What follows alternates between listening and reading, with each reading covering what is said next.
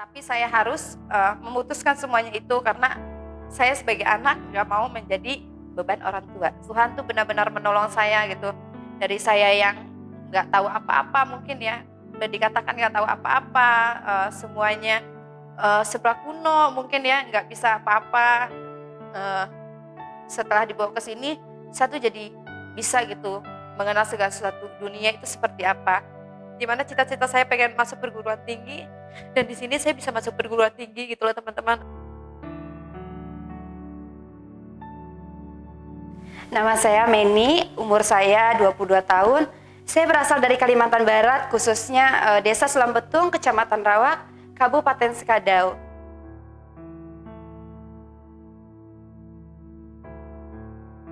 Saya tinggal di Kemah Bet Shalom ini sudah hampir 6 tahun. Kalau ditanya gimana sih ceritanya saya ini bisa sampai ke Bet Shalom, pada waktu itu misi GBI Junction datang ke Selambetung, khususnya nama kampung kami di sana, dan dia mencari anak yang ingin disekolahkan. Pada waktu itu saya masih SMP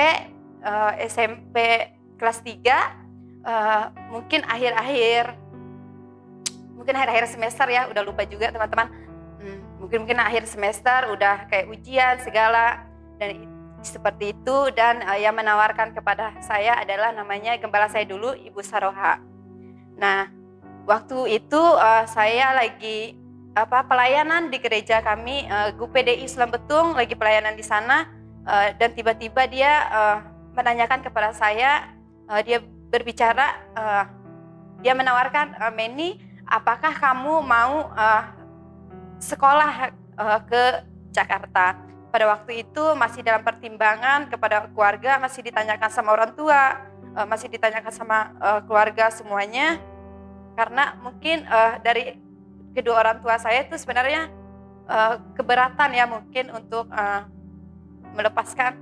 melepaskan saya untuk sekolah jauh ya teman-teman, untuk sekolah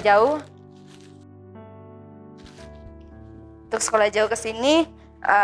Dan karena melihat kondisi perekonomian keluarga, akhirnya keluarga saya bilang, iya nggak apa-apa, kamu boleh sekolah ke sana.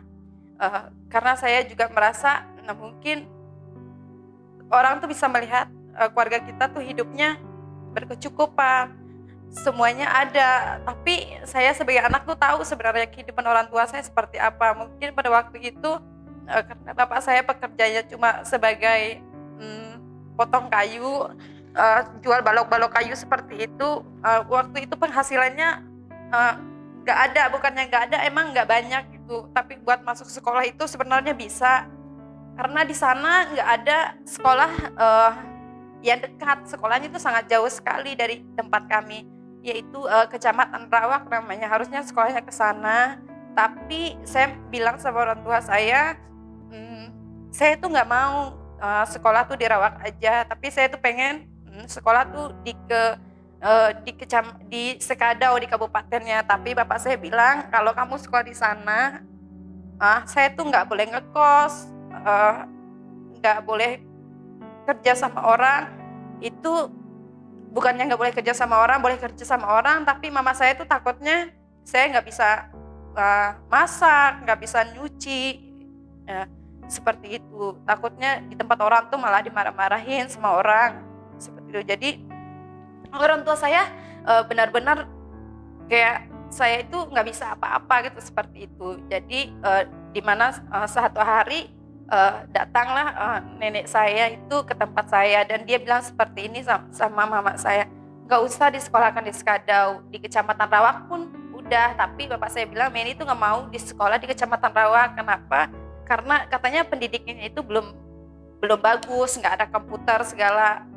Emang di sana pendidikan itu bagus teman-teman, tapi kalau buat komputer kayak itu tuh kadang-kadang belum ada gitu. Apalagi pada masa dulu di tempat saya itu belum ada listrik. Pertama saya kesini itu di tempat saya tuh nggak ada listrik, perjalanan jelek, semuanya itu belum ada batu, semuanya masih lumpur-lumpuran seperti itu. Harus berjuang, kalau buat sekolah tuh memang harus berjuang. Tapi sekarang sudah ada sekolah di sana. Seperti itulah kira-kira. Dan akhirnya bapak saya sama mama saya memperbolehkan saya untuk berangkat ke Jakarta ini untuk sekolah.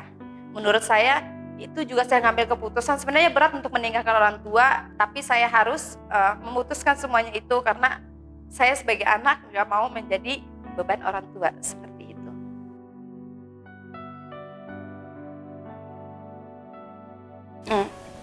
Setelah saya memutuskan untuk ke sini, dalam perjalanan menuju ke sini, saya sangat merasa sedih. Jujur di mobil waktu ke sini saya nangis, di pesawat pun saya juga nangis ke sini. Karena apa? Rasanya itu benar-benar kalau meninggalkan orang tua kita itu berat ya teman-teman. Apalagi saya anak pertama. Nah, waktu itu kami tiga bersaudara.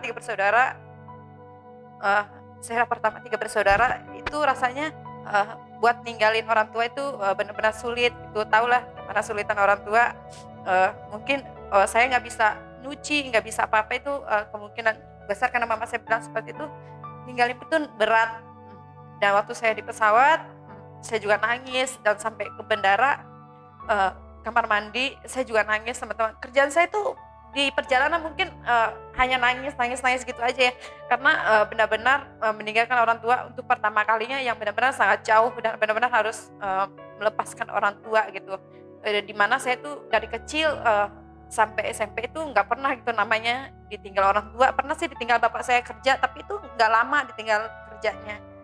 Dan waktu tahun pertama saya tinggal di nyampe di Beit Shalom hari pertama, hari kedua, hari ketiga, mungkin sampai seminggu itu mungkin saya di dalam hati itu mungkin ngerasanya cuma ada kesedihan.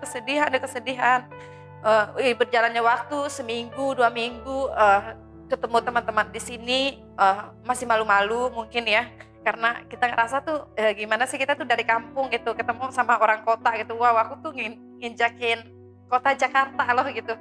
Ketemu sama teman seperti itu, mungkin sedih. Pertamanya memang benar sedih, walaupun kita punya teman kita tuh nggak tahu apa sih yang kesedihan dalam hati kita itu. Mungkin rasanya pengen pulang, benar-benar rasanya pengen pulang, seminggu 2 minggu tuh rasanya pengen pulang, kangen.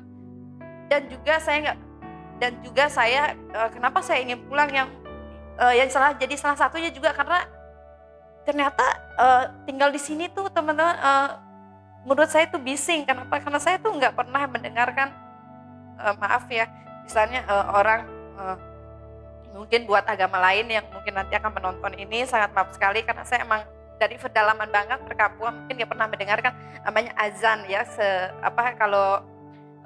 Kalau subuh gitu, mungkin itu bising gitu. Tapi kelamaan tinggal di sini, setahun, sebulan, 2 bulan, berjalannya tahun, akhirnya saya tuh terbiasa tinggal di sini teman-teman. Jadi terbiasa berinteraksi sama satu sama lain, biasa main satu sama lain, jadi memperkenalkan satu sama lain, merasakan tanam di dalam diri ini cuma menanamkan hanya bilang, oh pengurus di sini tuh adalah orang tua saya, mereka tuh adalah orang tua saya. Jadi yang saya anggap sebagai orang tua saya, biar saya nggak terus mengingatkan orang tua saya di sana, adalah pengurus di tempat ini. Mereka lah yang menjadi mama, papa di tempat ini, dan juga kayak teman-teman yang lain anggap aja sebagai adik, sebagai kakak, seperti itu.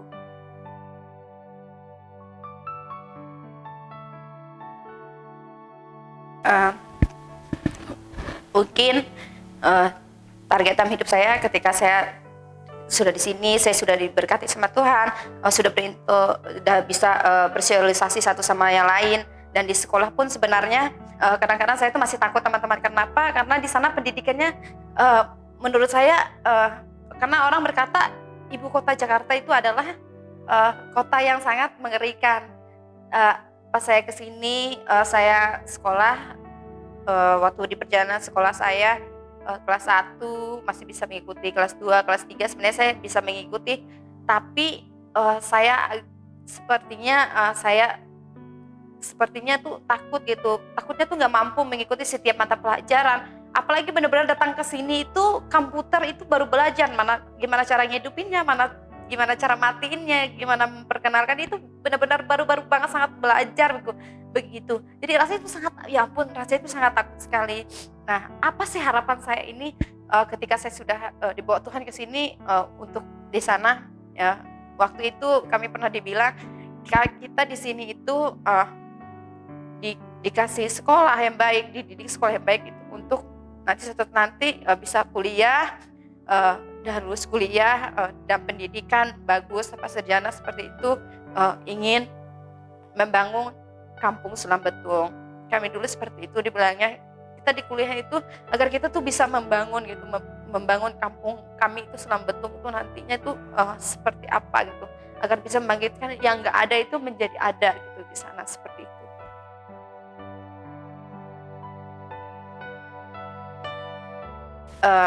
Mungkin saya nggak pernah mengira kalau saya ini akan dibawa ke sini untuk disekolahkan. Kenapa? Karena saya mungkin saya tuh nggak tahu gitu ya, buat apa sih sekolah ke Jakarta kayak gitu segala. Ngikutin teman aja, sekolahnya di kabupaten, terus di Pontianak seperti itu, rasanya tuh udah senang gitu. Kayak seperti di Sintang, saya tuh nggak pernah memikirkan bahwa Tuhan itu akan, Meni, kamu itu akan saya berkati lebih gitu.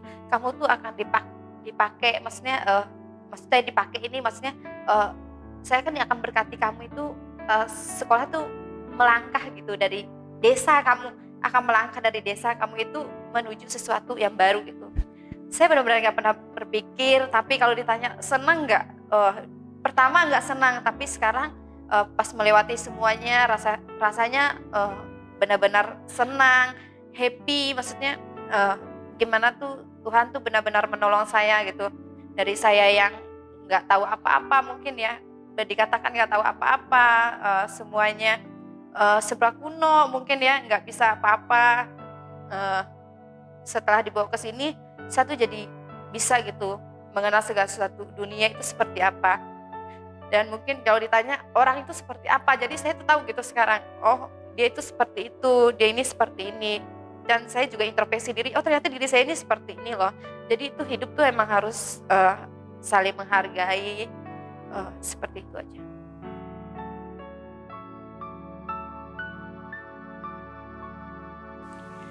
Sebenarnya kalau ditanya rencana kamu tuh apa sih sebenarnya habis lulus SMP gitu. Sebenarnya rencana saya habis lulus SMP mungkin tadi saya sudah katakan mungkin orang tua saya akan menyekolahkan saya di Kecamatan Rawak ya. Mungkin itu ya, mungkin pikir saya mungkin nanti mungkin kalau orang tua saya sudah menyekolahkan saya, habis saya lulus SMP, saya masuk perguruan tinggi itu SMA, mungkin nanti planning saya ke depan itu mungkin kerja ya teman-teman, karena di sana itu buat kuliah itu susah sekali, mungkin harus orang tua kita yang punya uang. Sebenarnya enggak juga orang tua kita yang punya uang, mungkin dengan prestasi juga ya, tapi karena saya ini melihat kondisi keadaan keluarga, mungkin saya tuh mikirnya wah saya ini mau kayak teman-teman saya, mungkin habis lulus sekolah itu kerja gitu, nanti bisa menghasilkan uang dan kasih sama orang tua. Dan ternyata ternyata Tuhan itu sangat luar biasa gitu di dalam kehidupan, karena dia pernah mengatakan rancangan dia itu nggak akan pernah salah gitu loh teman-teman. Rancangan Tuhan itu rancangan yang penuh damai sejahtera, yang penuh harapan gitu. Jadi ternyata Tuhan itu membawa saya ke sini itu ternyata Tuhan tuh benar-benar luar biasa. Ternyata rancangan Tuhan itu benar-benar luar biasa gitu. Dimana saya bisa disekolahkan sini tempat SMA, dan saya bisa dimana cita-cita saya pengen masuk perguruan tinggi, dan di sini saya bisa masuk perguruan tinggi gitu loh teman-teman. Di sini gimana dari SMA kita tuh semua orang pasti namanya mempunyai cita-cita pengen jadi dokter, pengen jadi guru, itu kan harus punya pendidikan yang tinggi, harus lulus sarjana. Demikian juga saya mempunyai cita-cita dan ingin juga mendapat gelar, mungkin mendapat pendidikan mungkin seperti orang-orang yang lain. Dan ternyata saya dibawa Tuhan ke sini, ternyata tuh benar gitu. Tuhan tuh nggak bilang kamu saya bawa ke sini cuma buat SMA aja gitu, nanti habis SMA saya pulangkan mungkin gitu ya. Tapi ternyata enggak teman-teman, ternyata habis saya lulus SMA saya dimasukkan ke perguruan tinggi, dan sampai sekarang saya kuliah mengambil manajemen SDM, yaitu manajemen sumber daya manusia, dan saya sekarang sudah semester 7 menurut saya itu sangat-sangat luar biasa sekali, di mana pikiran saya sama pikiran Tuhan itu lebih jauh bagus gitu, lebih jauh baik gitu di dalam kehidupan kita. Jadi jangan pernah merasa eh, eh, Tuhan, kadang-kadang saya juga suka seperti itu teman-teman. Sekarang saya bilang, Tuhan saya maunya seperti ini, saya nggak mau Tuhan seperti itu, menurut saya itu nggak baik gitu, salah gitu. Tapi setelah saya mengikuti Tuhan, mengikuti aja aluran Tuhan, ternyata beriring waktu saya bisa melewati semuanya. Ternyata rencana Tuhan itu sangat luar biasa dalam hidup saya sama hidup keluarga saya. Di sini saya sangat bersyukur sekali, ternyata Tuhan tuh tidak hanya mengantarkan saya ke tempat ini, tetapi Tuhan juga mengantar adik saya, Keisha Olivia Melani, juga untuk menempuh pendidikan di sini. Seperti itu.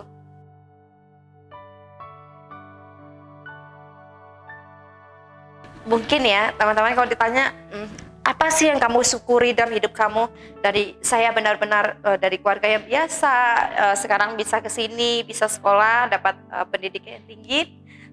Biasanya masih dalam perjalanan pendidikan saya ini, mungkin orang lain nggak tahu, yang benar-benar saya syukuri banget di dalam kehidupan saya ini adalah, salah satunya adalah tidak menjadi beban orang tua saya. Kenapa saya bilang seperti itu? Setiap anak pasti tidak mau membebani kedua orang tuanya. Pasti setiap anak itu pengen mandiri. Bukan karena saya di sini, mungkin saya di sini dulu orang bilang mungkin saya anak yang manja. Mungkin orang-orang dulu bilang, saya tuh tahu Meni itu pasti nggak akan bisa gitu loh, jauh dari orang tuanya. Mungkin dia itu akan nggak bakal bisa bertahan mungkin di sana. Tapi di sini saya itu membuktikan loh sama orang-orang yang pernah ngatain saya nggak bisa jauh dari orang tua, nggak bisa tanpa orang tua. Ternyata saya di sini bisa gitu loh. 2 tahun itu saya di sini, baru saya pulang ke kampung. Tapi itu cuma sebentar, saya balik lagi ke sini. Saya pulang itu baru beberapa kali pulang ke kampung gitu. Salah satunya saya bisa membuktikan omongan orang kalau saya ini nggak bisa tanpa orang tua saya. Dan sekarang saya membuktikan, kenapa saya selalu bilang, saya tuh bilang sama diri saya sendiri, saya ini nggak mau jadi beban buat orang tua saya. Itu yang sangat saya ucapkan syukur hidup saya. Saya nggak mau lah jadi beban orang tua. Saya ini mau jadi berkat, seperti orang pernah memberkati saya, jadi saya ini pengen jadi berkat gitu buat orang lain juga. Bukan hanya hidup saya yang diberkati, tapi hidup orang pun akan diberkati. Walaupun saya nggak punya uang, tapi saya masih punya kaki, punya tangan, punya mulut. Mungkin suatu saat nanti bisa dipakai Tuhan gitu untuk memberitakan Injil, mungkin dipakai orang untuk melayani Tuhan. Tuhan tuh nggak hanya bilang sama kita tuh hanya dengan uang ini kita tuh bisa memberkati orang gitu, enggak. Dengan mulut kita. Saya belajar seperti apa, karena dari kampung sana saya sudah mengajar guru sekolah minggu. Saya sudah diajarkan, diterapkan. Pas datang ke sini, saya pun ditawarkan untuk menjadi guru sekolah minggu. Tidak hanya itu, mulut kita ini bisa dipakai untuk kemuliaan nama Tuhan gitu, dimanapun kita berada. Tidak hanya dengan uang. Saya nggak punya uang, nggak punya apa-apa. Mungkin karena kalau saya punya uang, dikatakan mungkin saya bisa memberkati orang dengan 1 kali doang. Mungkin hari ini mereka bisa kenyang dengan uang 100.000.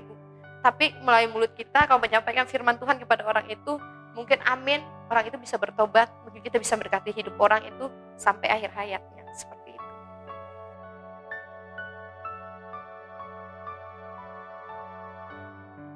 Harapan saya untuk Panti Kemah Shalom ini, semoga Panti Kemah Shalom ini menjadi berkat buat orang di luar sana.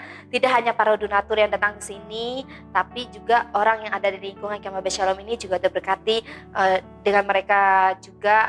Orang-orang yang datang ke Panti Kemah Shalom ini mendengar cerita dari anak-anak, dengar cerita dari oma-opa, mereka merasa terberkati di dalam kehidupannya. Dan saya juga mengucapkan banyak terima kasih kepada Om, Tante, Mami, Tante Roni, juga Ko Erik. Mengucapkan banyak terima kasih. Kalian sebagai pengurus saya di tempat ini benar-benar mengajarkan saya apa artinya itu hidup bersyukur, apa artinya itu harus menghargai kalian itu adalah seperti orang tua saya di tempat ini. Mungkin saya nggak punya orang tua di tempat ini, tapi saya mempunyai pengurus-pengurus yang benar-benar berperang di depan saya gitu sebagai orang tua saya. Tidak hanya saya aja diberkati, tapi anak cucu kalian juga akan diberkati. Terima kasih juga kepada Ko Erik, anaknya juga diberkati dan pendidikan di dalam sekolahnya, juga buat Om Sandi, Tante Hana, Mami Ayen, Tante Roni sebagai pengurus. Saya mengucapkan banyak terima kasih sudah mendidik saya dengan baik di tempat ini. Saya mengucapkan banyak terima kasih kepada dua gembala GBI Intermak, yaitu kepada Pak Steven dan Pak Purba. Dan saya juga mengucapkan terima kasih kepada tim misi GBI Intermak yang telah membawa saya ke tempat ini. Dan tidak lupa juga saya mengucapkan terima kasih kepada Ibu Gembala saya, Ibu Gembala GPDI Sulam Betung, yaitu Ibu Saroha yang telah mempertemukan saya dengan misi GBI Gereja Intermak. Sehingga saya ada di tempat ini sampai saat ini.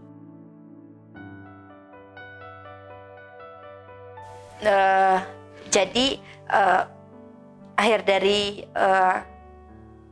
kesaksian saya ini, saya ingin pesankan kepada mungkin terutamanya kepada keluarga yang perekonomiannya di bawah seperti di kampung seperti itu.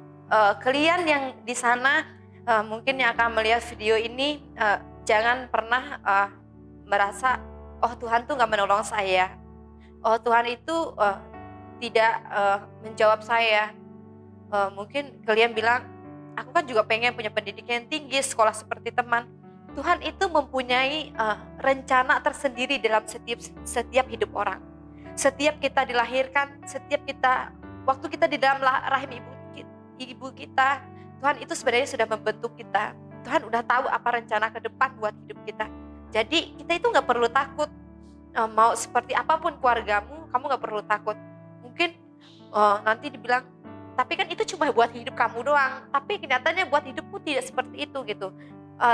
Tapi kamu tuh harus percaya gitu bahwa Tuhan itu ada dalam kehidupanmu. Aku tuh benar-benar sangat bersyukur sekali. Mungkin masih banyak ya anak-anak yang di luar sana yang nggak bisa sekolah, yang nggak bisa dapat pendidikan mungkin ya karena perekonomian keluarga, mungkin karena perekonomian keluarga, mungkin ya karena orang itu keluarga kita tuh nggak mampu gitu. Tapi yang saya pesankan, tetap bersyukur menjalani hidup karena hidup kita ini ditentukan oleh Tuhan. Ingat, hidup kita ini bukan apa yang orang lain katakan gitu. Harus dari dalam diri sendiri dan tetap mengandalkan Tuhan. Terima kasih.